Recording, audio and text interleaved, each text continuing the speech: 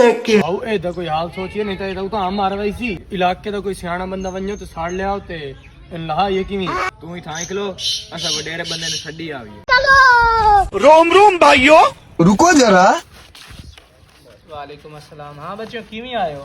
मार जी गल इंज एक चूर साडा ओ चढ़ गया बूहड़ ते नवा आई ते हुन ले सकदा नहीं पिया ते हुन लावना ते उत्ते रोंदा ते मरदा है मार जी। ए दा कोई हाल सोचे ने? चलो भाई मार जी देख लो चूहा चढ़या बैठा ते हुन हिने मरदा ते रोंदा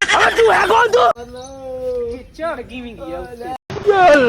आराम दा उत्ते खलोता कर मैं लावना तू खलोता कर बंदे छोरा के रस्सा बजा लिया वन्यो रस्सा ठीक है जी बिल्कुल ठीक है। क्या करना जी हुन रस्सा आ गया जी एक रस्से नु इधर सट्टू अभी मजा आएगा ना भिड़ो तू अंदाज से किवें बनना है वाला वाला अल्लाह यार पिच्चू पिच्चू ए पैर ना के बने रुको जरा मार जी ई तो बंदा साडा मारवाई सी मैं जो दोनों आखे छीको ठीक है जी ठीक है ने आ जी ए लत्था पिए ने रुको जरा सबर करो मार जी ये तो मर गया उससे मार जावे तो बात के करोगा?